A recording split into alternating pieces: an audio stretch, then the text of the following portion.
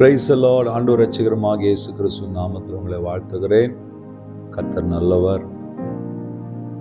நாம் எப்படி வாழ வேண்டும், இந்த உலகத்தில் எப்படி ஜீவிக்க வேண்டும், நம்முடைய வாழ்க்கையுடைய நோக்கம் என்ன, குறிக்கோள் என்ன, தேவன் விரும்புகிற விருப்பம் என்ன, எல்லாவற்றையும் இந்த பரிசுத்த வேதாகமத்தின் மூலமாய் ஆவியானவர் கையில கொடுத்திருக்கிறார்.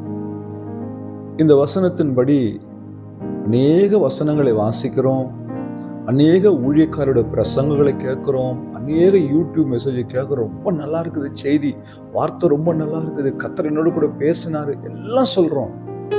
கேள்வி என்னன்னா, கேட்கிற அந்த வசனங்களின் படி நம் வாழ்க்கை இருக்கிறதா?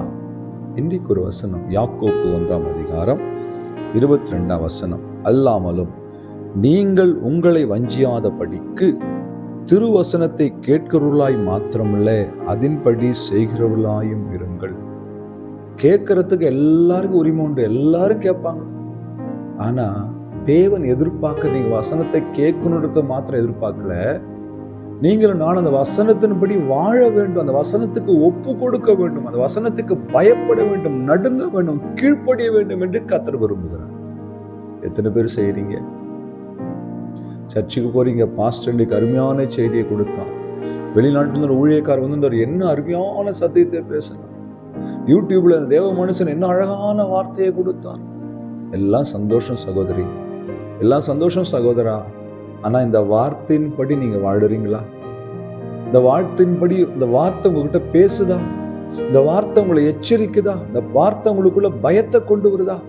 இந்த வார்த்தையின்படி செய்வதற்கு நீங்கள் உங்களை ஒப்பு கொடுத்திருக்கிறீங்களா? ஒரு நிமிஷம் யோசிச்சு பாருங்க. வேதம் தெளிவா சொல்லுது, நீங்க வார்த்தையை கேட்கறது முக்கியம் கிடையாது ஐயா, இந்த வார்த்தையின்படி வாழ்வதற்கு உங்களை ஒப்பு கொடுங்க. அப்படி ஒப்பு கொடுக்கும்போது தான் ஆசீர்வாதமே. கேட்கிற காதுகளை காட்டலாம், அதை எப்படி செய்கிற மனிதன் ஆசீர்வதிக்கப்படுவான். நான் வசனத்தை கேட்கிறேன், இந்த காதலை வாங்கி இந்த காதை விட்டுட்டு போயிட்டே இருக்கிறேன், எனக்கு என்ன லாபம்? இந்த வசனம் என் காதலால் கேட்கப்பட்டு என் இருதயத்தில் அது சேமிக்கப்பட்டு அந்த இருதயத்தில் என் சரீரம் முழுவதும் இந்த வார்த்தை ஆளுகை செய்யும் பொழுதுதான் என் வாழ்க்கையில மாற்றம் இருக்கும், என் வாழ்க்கையில ஆசீர்வாதம் இருக்கும், என் வாழ்க்கை மறுரூபமாக்கப்படும். நான் எதையுமே செய்யல, வசனத்தை மட்டும் கேட்பேன், டெய்லி கேட்பேன், ஆடியோ பைபிள் போட்டு கேட்கிறேன், யூடியூப்ல ஒரு பிரசங்கியார் செய்தி நான் விட்டதே கிடையாது. என் அன்பு தேவ பிள்ளைகளே, இவைகள் உங்களையும் என்னையும் பரலோகத்தில் கொண்டு போக முடியாது ஐயா. வசனத்துக்கு கீழ்ப்படிங்க, வசனத்துக்கு ஒப்பு கொடுங்க. அந்த வசனம் தான் ஆவியானவர். வேதம் சொல்லுகிறது, ஆதியில் வார்த்தை இருந்தது, அந்த வார்த்தை தேவனிடத்தில் இருந்தது, அது தேவனாய் இருந்தது.